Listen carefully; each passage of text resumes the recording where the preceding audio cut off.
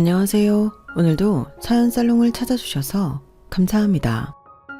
저는 서울 근교에 있는 모 종합병원에서 소아청소년과 펠로우로 일하고 있는 의사입니다. 병원 일이라는 게 힘들고 피곤하기는 해도 진료받으며 나아가고 표정이 밝아지는 아이들을 보며 그 속에서 꽤 괜찮은 하루하루를 살아가고 있답니다.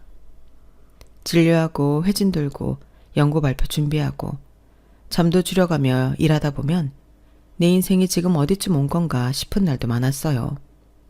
일하는 것도 인생의 한 부분인데 삶의 비중이 일쪽으로 많이 치우쳐져 있다 보니 이러다 인생의 중요한 부분을 다 놓쳐버리면 어쩌나 싶은 생각도 들었고요. 너 괜찮은 사람 소개 안 받을래? 네 조건이면 다들 못 만나서 난린데 넌 왜 이렇게 사람을 안 만나? 사람 만날 시간도 없고 마음의 여유도 없는 것 같아.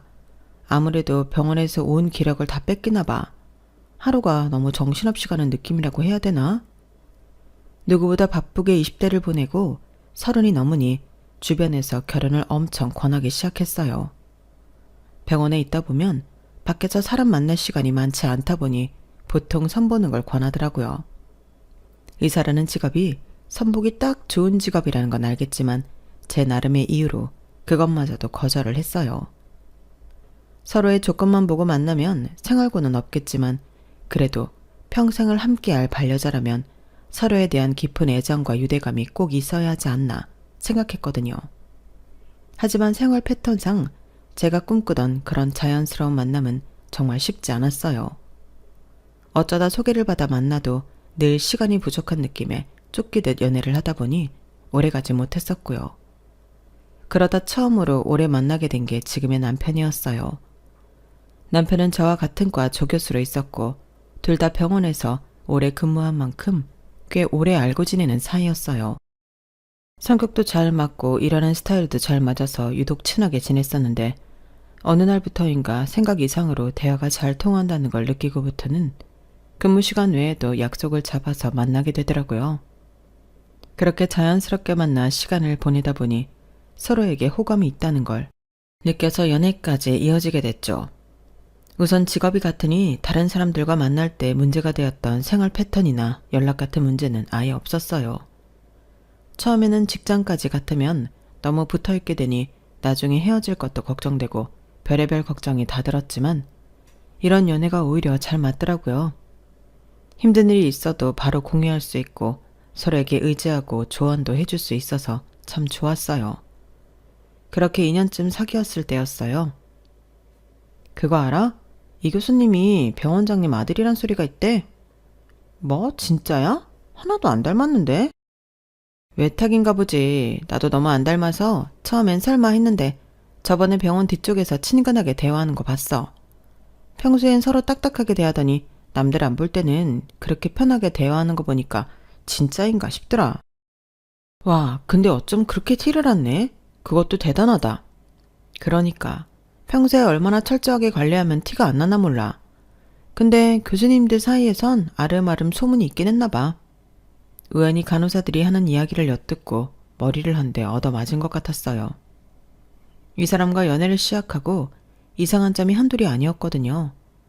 평소 같았으면 자주 뵙지도 못할 병원장님이 저를 호출해서 이것저것 사담을 나누셨던 점이라든지 자주 소아과에 나타나서 둘러보신다든지 했던 것들이요. 단순히 소아과에 뭔가 주시하는 부분이 있어서 그러신가 했는데 그게 저일 줄은 꿈에도 생각 못했죠. 그리고 부모님 이야기를 하면 늘 얼버무리고 화제를 전환했던 남자친구의 태도까지 내심 이건 조금 이상하다 싶었던 일들의 퍼즐이 한꺼번에 맞춰지는 기분이었어요. 처음엔 너무 당황스러워서 화까지 났어요. 그래도 연애를 꽤 했는데 굳이 아버지가 병원장이라는 걸 숨겼다는 게 배신감이 들기도 하고 서운하기도 했죠. 그게 사실이야? 미리 말 못해줘서 미안해. 그런데 아빠랑은 병원에서 비밀로 하고 있던 거라 얘기하기가 좀 그랬어. 언젠가는 꼭 이야기하려고 했는데 말할 타이밍을 놓친 것 같아. 미안해. 남자친구의 정성어린 사과에 시간이 좀 지나니 마음이 풀리더라고요. 아버지와의 관계를 비밀로 하는 게 어떤 이유인지는 구구절절 말하지 않아도 알 것 같아서 계속 화나 있을 이유는 없었어요. 다 이해되는 상황이고 마음이 풀릴 때까지 꾸준히 사과했기에 화는 금방 풀렸어요. 하지만 화가 가라앉고 나니 문득 다른 감정이 들기 시작했죠. 아버지가 병원장님이었다는 이야기를 들은 후로 남자친구가 그동안 자세히 말하지 못했던 가족 이야기를 해주기 시작했거든요. 남자친구 집안은 할아버지 때부터 3대째 의료인, 의사 집안이었더라고요. 아버지께서 병원장인 만큼 어렸을 때부터 경제적으로 풍족하게 지냈던 건 말할 것도 없었죠. 가끔 남자친구의 어린 시절 얘기를 들을 때마다 풍족하게 산 티가 나긴 했지만 이 정도일 줄은 몰랐어요. 그렇게 가족 이야기를 듣다 보니 문득 제 자신이 좀 작아지는 느낌이 들더라고요. 사실 저는 다른 의사 동료들과는 달리 말 그대로 개천에서 용난 케이스였거든요. 저희 부모님은 어린 나이에 저를 갖는 바람에 책임감으로 결혼을 하게 되었고 깊은 애정 없이 오로지 저에 대한 책임감으로 시작된 결혼은 불행했다고 해요. 부모님께서는 매일같이 싸우셨고 결국은 이혼을 하셨어요. 아빠께서는 이혼하자마자 보란듯이 연락이 끊기고 잠수를 타셨고 혼자서 저를 키우시던 엄마는 더 나이가 들기 전에 재혼하라는 할아버지와 할머니의 권유로 인해 부잣집에 시집을 갔다고 했어요. 그렇게 덩그러니 혼자가 된 절 걷어주신 건 외할아버지 외할머니였어요. 엄마가 집에서 늦둥이 막내딸이었던 탓에 저를 걷어주셨을 때도 조부모님께서는 연세가 꽤 있으신 상태였어요. 그럼에도 남부럽지 않게 사랑으로 절 키워주셨어요. 외할머니는 항상 엄마가 있는 다른 아이들이 부럽지 않게끔 저를 따뜻하게 보살펴 주셨고 할아버지는 저에게 맛있는 거 한 끼라도 더 사 먹이고 학원이라도 하나 더 보내주겠다며 은퇴한 지 오래되셨음에도 일부러 매일 부지런히 나가 폐지를 주우셨어요. 그런 할아버지 할머니를 보며 자라다 보니 어렸을 때부터 공부라도 열심히 해서 나중에 이 은혜를 갚아야겠다는 생각을 늘 했던 것 같아요.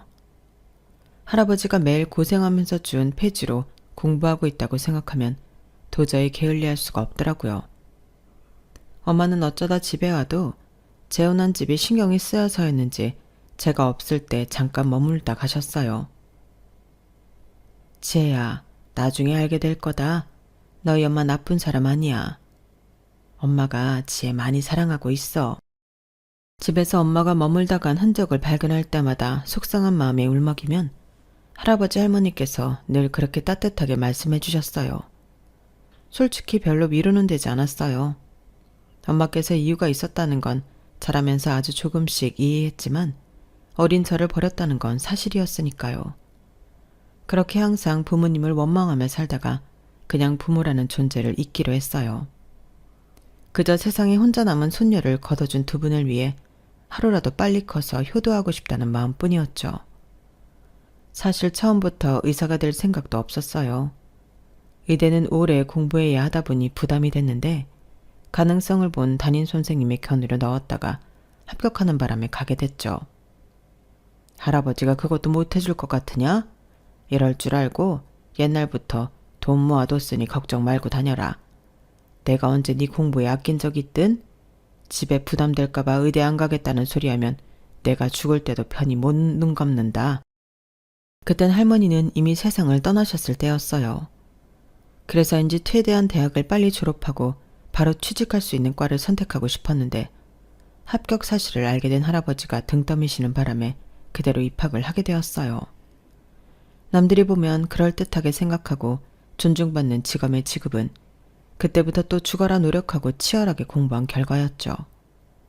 성장기 시절을 어떻게든 할머니 할아버지 걱정 끼쳐드리지 않고 폐 끼쳐드리지 않게 용돈도 아끼고 어쩌다 돈 쓸 일이 생기면 죄스럽게 생각했던 저와는 너무나도 달랐던 남자친구의 가정 환경에 덜컥 겁이 났어요.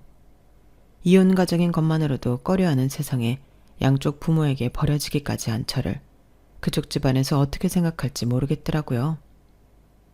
조부모님 손에서 큰 건 전혀 부끄럽지 않고 오히려 사랑받고 컸다고 자부할 수 있었지만 그건 상대방 부모에게 와닿지 않을 테니까요. 남자친구의 부모님과 가정 분위기에 대해 알아갈수록 불안감은 커져만 갔어요. 결국 나중에는 결혼 이야기가 나오기 전에 이 관계를 정리해야겠다는 생각까지 들더군요. 혹시나 남자친구의 부모님이 저희 할아버지를 상처 주진 않을까 걱정이 됐고 그건 죽기보다 싫었거든요. 우리 이제 그만 정리해야 될 것 같아. 갑자기 그게 무슨 소리야? 나한테 화난 거 있어? 남자친구가 너무 놀란 얼굴로 묻는데 전혀 그런 게 아니라서 눈물이 났어요.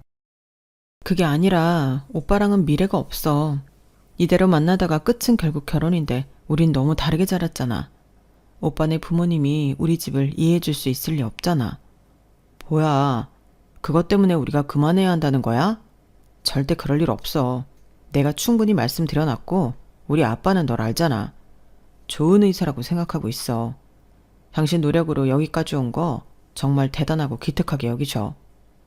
그래도 결혼은 집안끼리 문제라던데 이렇게 다른 우리가 과연 잘 살 수 있을까?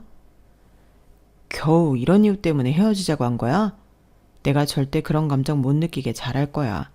나 믿어. 네가 할아버지 얼마나 소중하게 여기는지 아는데 내가 가만히 있을 리 없잖아. 남자친구는 불안해하는 저를 끌어안고 한참을 토닥여줬어요. 머릿속 한구석에는 불안감이 여전히 남아있었지만 끊임없이 믿음을 주는 목소리를 믿고 싶어졌어요. 어떤 노력도 해보지 않고 단순한 불안감 때문에 이런 남자를 놓치면 나중에 후회하지 않을까 하는 생각도 한몫했죠.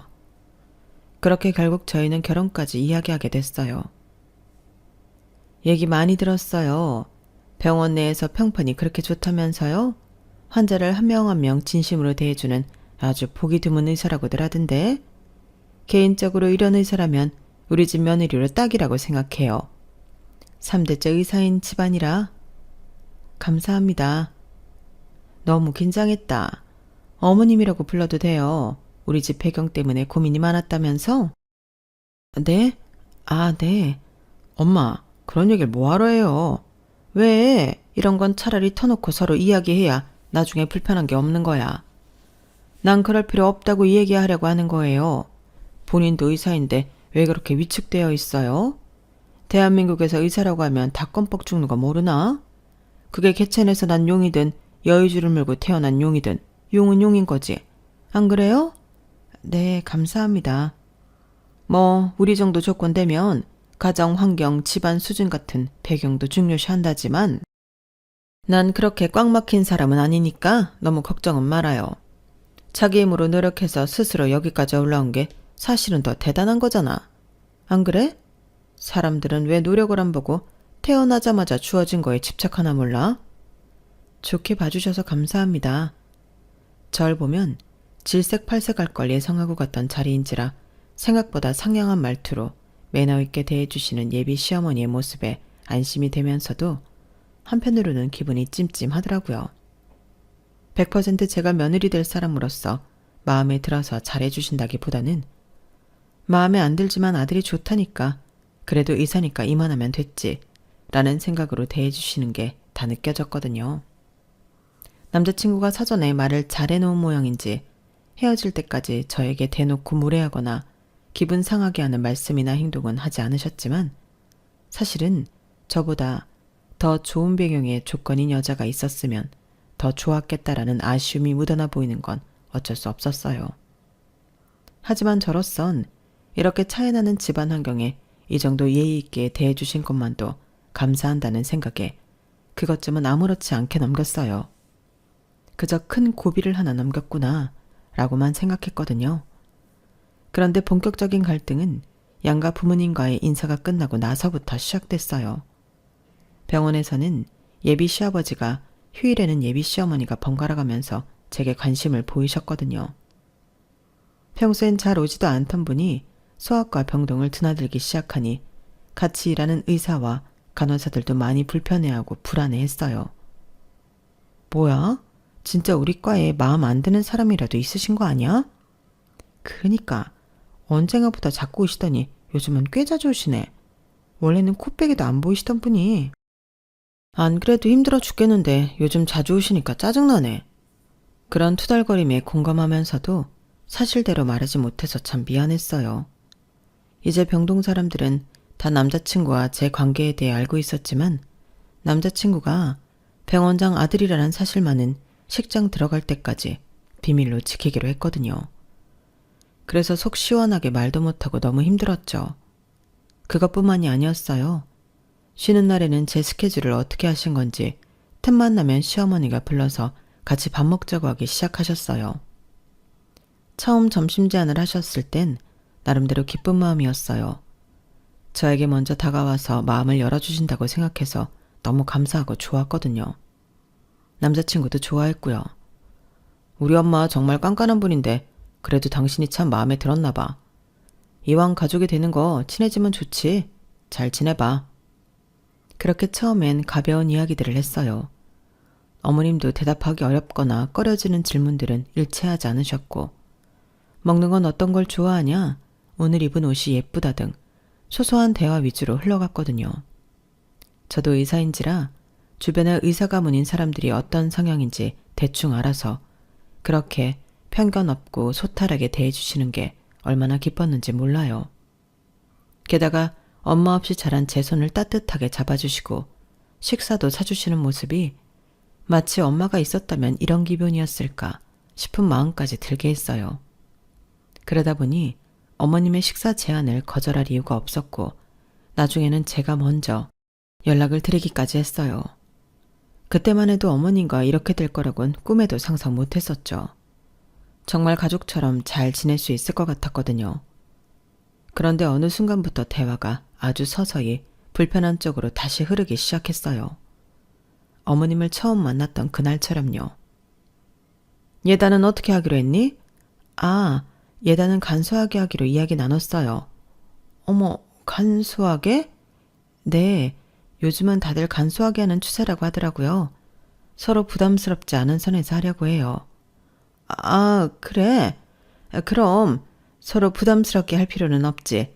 요즘 세상에 누가 예단에 목매겠어. 그치?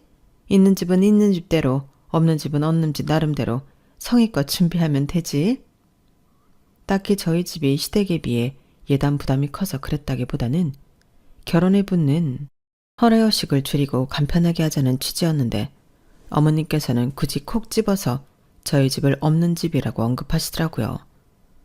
그때는 정말 순간적으로 표정 관리를 못했을 정도로 기분이 좋지 않았어요. 착각인지는 몰라도 제 표정이 굳는 걸 본 어머님이 슬쩍 입꼬리를 올리는 것까지 봐버렸죠. 그날 어찌저찌 식사를 잘 마치고 돌아왔지만 찜찜한 기분이 가시질 않았어요.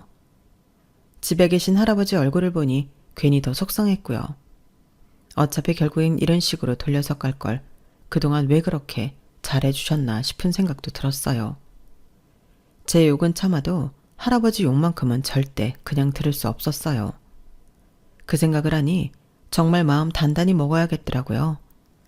남편과의 결혼을 포기하지 않는 한 앞으로는 이런 얘기를 가만히 듣고만 있지 말아야겠다고 결심했어요.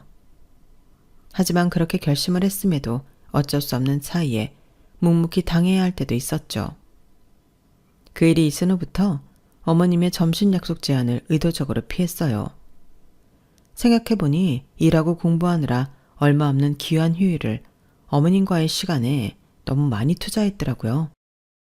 예, 요즘은 바쁘니? 못 본 지 한참 됐다? 아, 어머님, 요즘은 일이 좀 바쁜 시기라서요. 제가 좀 괜찮아지면 연락드릴게요. 그래? 아, 자주 만나다가 안 만나니 영 서운해서. 그나저나 니네 예식장 잡은 거 봤다. 내가 유학금 부담하고 취소했어. 네? 취소하셨다고요? 그게 무슨 말씀이세요? 아, 아직 못 들었구나. 아니, 지난 주말에 니네가 잡았다던 예식장 가봤는데 사이즈가 작아도 너무 작잖아. 그리고 의사 둘이 결혼하는데 적어도 호텔 예식장은 잡아야지. 일반 예식장은 뭐니? 예식장 크기는 남편이랑 예상 하객수 계산해서 상의해보고 결정한 거예요. 그 이상이면 너무 크기가 커져서 저희 쪽이 힘들어요, 어머님. 그래, 나도 다 얘기 들었다. 그래도 경사스러운 날인데 자리가 좁아서 미어 터지는 것보다는 조금 널널하게 이용하는 게 먼 길 와주시는 하객들한테도 그렇고 보기에도 그림이 더 예쁘지 않겠니? 내가 전에 작은 예식장을 가봤는데 좁은 예식장에서 하면 결혼식장이 아니라 시장바닥에서 결혼하는 것 같다니까? 또 우리 집은 부를 하객이 좀 많은 줄 아니? 집안 체면을 생각해서라도 그건 좀 아니지. 너도 부를 수 있는 하객은 다 끌어모아서 불러. 모자라면 신부 쪽으로 우리 하객 좀 보낼 테니까. 그래도 이제 와서 예식장 바꾸면 금액도 너무 부담스러워지고. 그러니까 위약금이랑 예식장 넓혀서 나오는 차익은 우리 집이 부담한다니까 그러네. 설마 그것도 못 해줄까 봐. 잊었어? 우리 집은 무려 3대가 의사 집안인걸. 너희 집 형편 뻔히 다 아는데 그런 부담 줄 생각은 없으니까 걱정하지 말렴. 어머님은 위약금과 차액을 부담하면 다 괜찮은 거 아니냐는 식으로 말씀하셨지만 제가 느낀 기분은 그게 아니었어요. 남편과 깊이 상의해서 결정한 부분이었고 벌써부터 이런 사소한 것을 강제하시는 걸 보니 앞으로의 결혼 생활이 어떨지 눈앞에 선명하게 그려지더라고요. 미안해. 내가 먼저 말을 했어야 했는데 엄마가 너무 난리치시는 통에. 당신도 그 자리에 있었으면 어쩔 수 없었을 거야. 그래도 대신 더 넓고 좋은 호텔 예식장 비용 대주신다니까 좋은 게 좋은 거라고 생각해주라. 엄마도 나쁜 의도로 그러신 건 아니니까. 그래도 가정이 기분 나빠. 이거야 처음이니 그렇다지만 앞으로도 이런 식으로 부부 둘이 결정한 문제에 관여하시면 나 이 결혼 못해. 나도 남 부끄럽지 않게 열심히 살았는데 시부모님께 전혀 존중받지 못하는 결혼 생활은 하고 싶지 않아. 당연하지. 나도 이번 일은 솔직히 화가 많이 났어. 앞으로는 이런 일 없을 테니까 걱정하지 마. 다행인 건 그 일 이후로는 남편이 시댁에 무슨 말을 한 건지 아니면 어머님께서도 뭔가 스스로 눈치챈 게 있으신 건지 이렇다 할 터치는 없으셨어요. 대화할 때마다 불편하게 은근히 서로의 집안을 비교하는 말도 없으셨고요. 어머님과의 만남을 줄인 것도 도움이 됐어요. 그때는 모든 게 나아지고 있는 줄로만 알았어요. 지금 생각해보면 나중에라도 그런 성향이 문제가 될 걸 알면서도 어머님 하나 때문에 이 결혼을 업고 남편과 헤어질 자신이 없어서 눈치만 보면서 덮어두었던 것 같아요. 그냥 다 괜찮을 거고 괜찮아진 거라고 믿고 싶었죠. 하지만 드레스를 고르러 가는 날이 다가오자 어머님께서 예고도 없이 나타나셨죠. 어머님, 어떻게 오셨어요? 엄마, 아니 니네 오늘 드레스 투어 간다는데 내가 궁금해서 참을 수가 있어야지. 그리고 이런 거 볼 때 한 명 더 따라가면 좋은 거 모르니? 어른들 보는 눈이 제일 정확하기도 하고. 엄마, 눈치 없이 여긴 왜 오셨어요? 안 그래도 드레스 갈아입기 힘들 텐데 엄마가 있으면 불편해서 되겠냐고요. 이럴 줄 알았으면 언제 어디서 만나는지 말씀 안 드렸죠? 뭐? 너는 어떻게 아들이라는 놈이 이렇게 엄마 마음을 몰라? 내가 딸이 있길래 뭐래? 요즘 젊은 애들은 드레스 어떻게 입나 볼 수 있는 날이 이때밖에 없는데 그거 구경 하나 못 시켜주니? 드레스는 결혼식 날 보셔도 되잖아요. 꼭 여기까지 쫓아오셔야겠어요? 여보 그만해. 이미 오셨는데 너무 그러지 마. 시간도 다 됐고 들어가자. 아무리 싫고 불편해도 언제부터 오실 생각이셨던 건지 아침 일찍 머리부터 발끝까지 화려하게 꾸미고 저희보다 먼저 샵 앞에 도착해 계신 어머님을 도저히 돌아가라고 내칠 자신이 없더라고요. 그래서 못마땅했지만 내색하지 않고 같이 샵에 들어갔어요. 제 체형과 이미지에 어울릴 만한 드레스를 상담받고 몇 벌 피팅을 해보기로 했어요. 그 와중에도 끊임없이 옆에서 이래라 저래라 말씀을 많이 얹으시는 바람에 드레스샵 실장님도 살짝 짜증이 나는 눈치셨죠. 이런 식상한 거 말고 번쩍번쩍 느낌 나는 비즈 박힌 게 예쁘던데? 어머님, 요즘은 비즈보다는 실크가 유행이고요.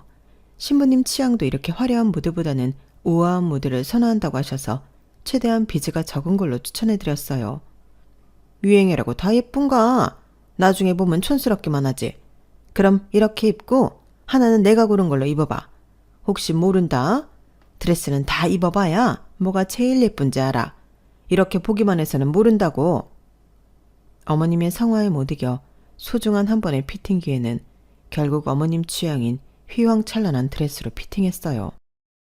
그냥 봤을 때도 영 제 취향과는 거리가 멀었지만 제가 입으니 더 촌스럽고 옛날 드레스 같더라고요. 다들 반응이 눈에 띄게 좋지 않았고 저 역시 거울 속에 비친 모습이 마음에 들지 않았지만 어머님 혼자 마음에 든다면서 박수를 치셨죠. 다음 샵에 가서도 마찬가지였어요. 어쩔 수 없이 어머님의 취향에 맞는 드레스를 한 벌씩은 입어봐야 했고 그것 때문에 입어보고 싶었던 드레스를 한 벌씩 포기해야 하는 게 짜증이 나더라고요. 그래도 가장 마지막 샵은 제가 제일 기대했던 샵이라 큰 용기 내서 어머님의 의견을 거절했죠. 어머님, 이 샵에서 하고 싶은 생각이 커서 여기서는 제가 원하는 드레스로만 피팅해 볼게요. 그 정도는 이해해 주실 수 있으시죠? 그래 엄마, 솔직히 2벌이나 양보한 게 어디야. 엄마 보고 싶은 드레스 입어보러 온 것도 아니고 이제 그만 좀 놔둬요. 처음으로 제 의견을 내니 남편도 옳았구나 제 편을 들어줬어요. 둘이서 강경하게 의견을 내세우니 어머님 얼굴이 붉어지더군요. 마지막 샵에서는 다행히 제 뜻대로 피팅을 했고 전부 마음에 들었어요. 웨딩업계 특성상 당일 계약의 혜택이 많다 보니 당연히 당일의 계약을 결정할 생각이었고 마지막 샵으로 바로 계약을 하려고 했죠.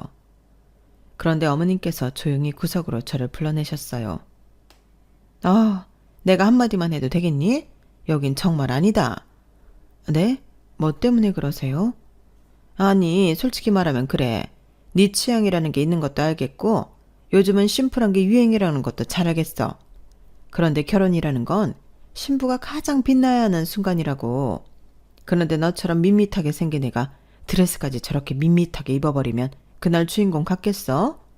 요새는 하객들도 얼마나 여우처럼 예쁘게 꾸미고 오는데 게다가 우리 하객은 우리 쪽 하객이니만큼 다들 명품옷 입고 올 텐데 네가 게임이 되겠냐고. 이왕이면 더 비싸고 화려한 비즈 드레스가 많았던 2번째 샵으로 했으면 좋겠는데? 어머님이 말씀하신 샵은 유명 연예인들도 많이 입는 고가의 드레스 샵이었어요. 하지만 막상 입어보니 저와 어울리지 않는 디자인이 많아 가장 염두에 두지 않았던 곳이었죠. 어머님, 그래도 샵 정도는 제가 고르게 해주세요. 웨딩홀은 하객 고려해서 어머님 뜻대로 했지만 드레스까지 하객 고려해서 화려하게 하고 싶진 않아요. 네가 뭔가 착각하나 본데 실크가 아무한테나 어울리는 줄 아니? 지금이야 드레스니까 다 이뻐 보이지. 실크는 좀 피부도 하얗고 깨끗해야 이뻐 보이는 건데 네가 무슨 연예인도 아닌데 실크 입는다고 예뻐 보일 줄 아냐고. 조명에 반짝반짝 빛이 나는 드레스를 입어도 이뻐 보일까 말까인데 그건 자연스럽게 곱게 자라서 귀티나는 애들이나 입는 거지. 너 힘들게 산 티 감추려면 화려해야 하지 않겠냐고. 어머님, 무슨 말씀을 그렇게 하세요? 저만 힘들게 살아요? 의사들은 원래 다 힘들어요. 어머, 얘 좀 봐. 다 알아들었으면서 모른 척하긴. 그래, 네 마음대로 해라. 네 결혼인데. 네가 촌스럽던 말도 나랑 무슨 상관이겠니? 계약해라 해. 어머님이 선을 넘기 시작하니 저도 참을 수 없어 따졌더니 어머님이 노발대발하기 시작했어요. 하긴 2번째 샵은 너한테는 너무 고급스럽긴 하지. 피부색이랑도 안 맞고. 여배우들이나 입어야 소화할 걸 너한테 소화하라고 한 내가 잘못이다. 어?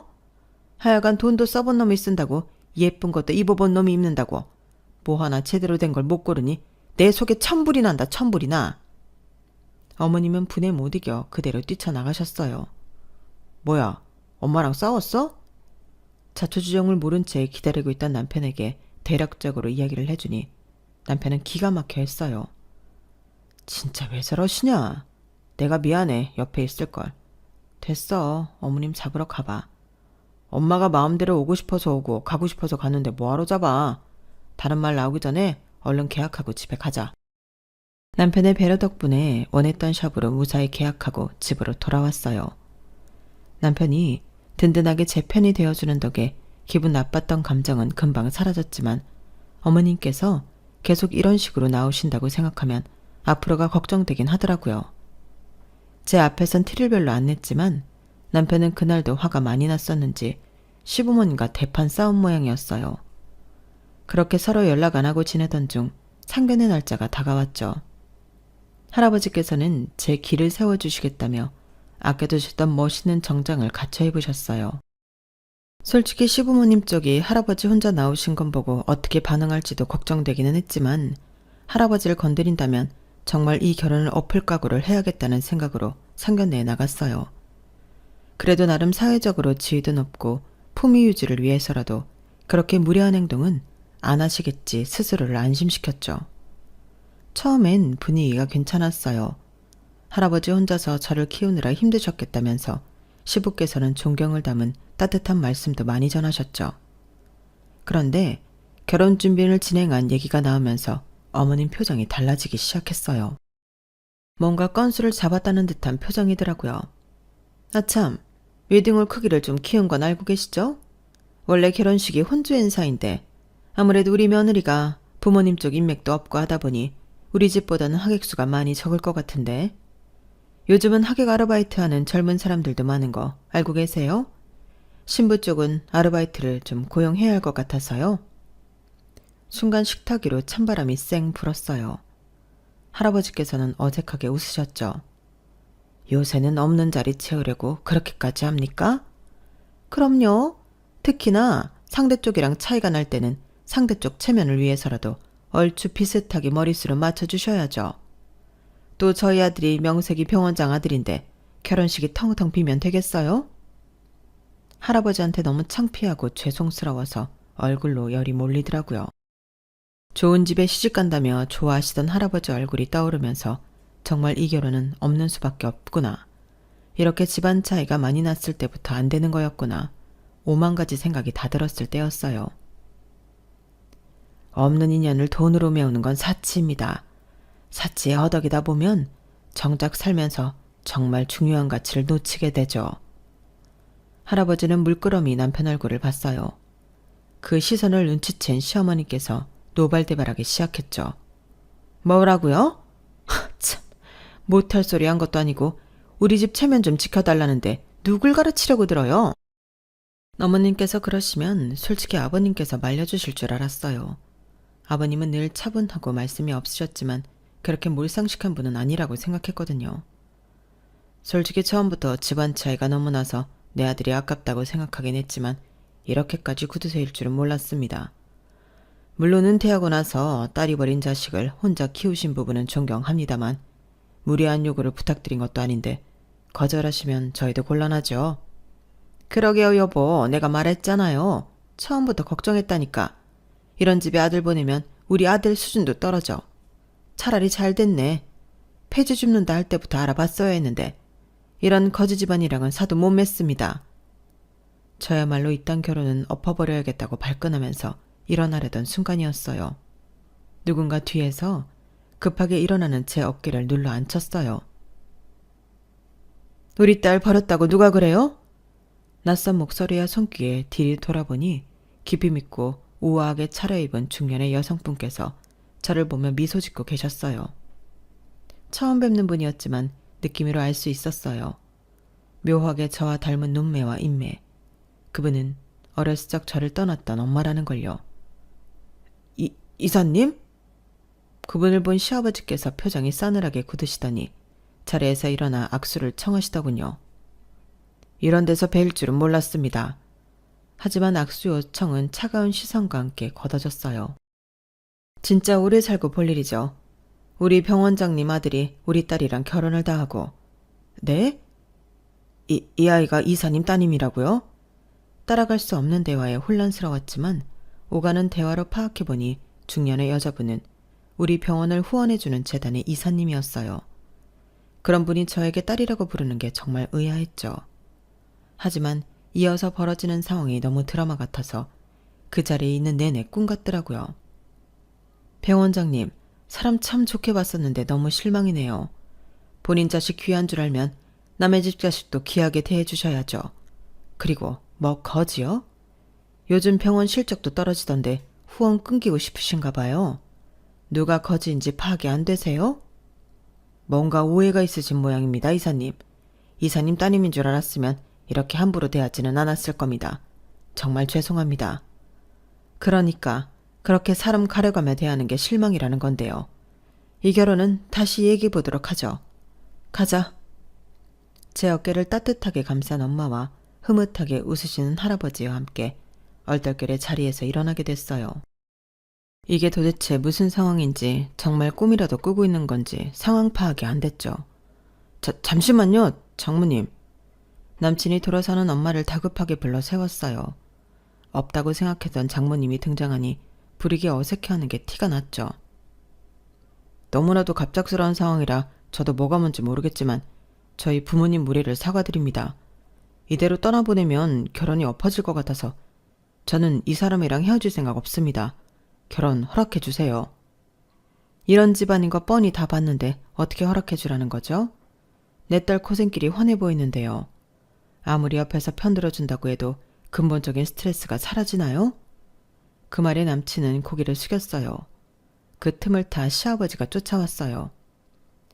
이사님, 자세한 이야기는 저희끼리 하도록 하시죠. 오해 풀고 싶습니다. 아드님은 이렇게 저희 딸한테 애틋한데 두 분은 참.